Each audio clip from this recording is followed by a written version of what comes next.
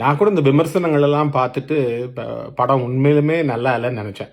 தக் லைஃப் இப்பதான் பார்த்துட்டு வரேன். மணிரத்னம், கமலஹாசன், சிலம்பரசன் ரொம்ப பிரமாதமா இருக்கு. இந்த முதல் பகுதி மிக விறுவிறுப்பா போகுது. இரண்டாம் பகுதி கொஞ்சம் மெதுவா போகுது.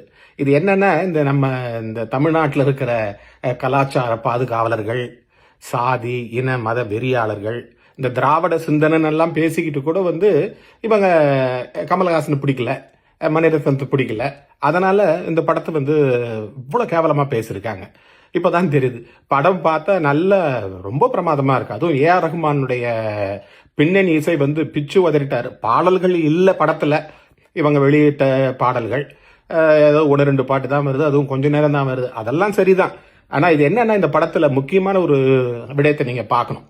கமலஹாசன் தான் சிறைக்கு போகும்பொழுது சிலம்பரசனை இவருடைய தலைவராக நியமித்துட்டு போறாரு. இது என்ன பார்க்கணும்னா, நீங்க ஸ்டாக்ஹோம் சிண்ட்ரோம் அப்படின்னு உளவியல்ல சொல்லுவாங்க. அதாவது ஒரு இடத்துல நம்ம போய் இருக்கும் பொழுது அந்த இடத்தை சார்ந்தவராகவே நாம் ஆகிவிடுகிறோம். இதைத்தான் இந்த சிலம்பரசன் இந்த படத்துல செய்யறாரு. அவர் தான் சக்திவேலுன்னு நினைக்கிறாரு. அதனால திரிஷாருடைய பாத்திரத்தை அவளும் தனக்கு தான் சொந்தம் அப்படின்னு நினைக்கிறது. அதுதான் இது. என்னன்னா, இந்த உளவியலை புரியாதவர்கள் தான் இதை இது பண்ணி ரொம்ப அசிங்கமாலாம் பேசுறாங்க. முக்கியமான விட என்னன்னா, என்னுடைய நண்பர் காட்டர் 2001 தக் லைஃப்னு ஒரு படம் எடுத்தாரு டெக்சாஸ்ல. அந்த படம் இப்ப இருக்கு. அதுல கதையை பார்த்தீங்கன்னா ஏறக்குறை இதே கதை தான். அது ஒரு டெக்சாஸ் மாநிலத்துல நிறைய குற்றம் நடக்கிற ஒரு வீதியில ஒரு குடும்பம் வாழுது. அதுல நல்லவனா வாழணுன்ற பையனை சந்தர்ப்பவசத்தால அங்க அவன் கூட இருக்கிற நண்பன் மூலமா அவனும் பெரிய கொள்ளைக்காரனா மாறிடுறான். அவங்களுக்கு நடுவில் ஒரு பெண்ணு வர, அவங்களால என்ன ஏற்படுது அப்படிங்கிறது தான் அந்த தக் லைஃப். அதனுடைய கதையினுடைய பாதிப்பு இதுவா இருக்கலாம், தெரியல. ஆனா மொத்தத்தில் தக் லைஃப் எனக்கு பிடிச்சிருக்கு, நல்லா இருக்கு, போய் பாருங்க.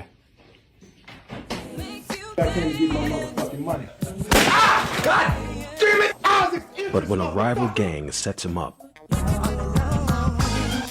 we're gonna have to do something about that fucking nigga.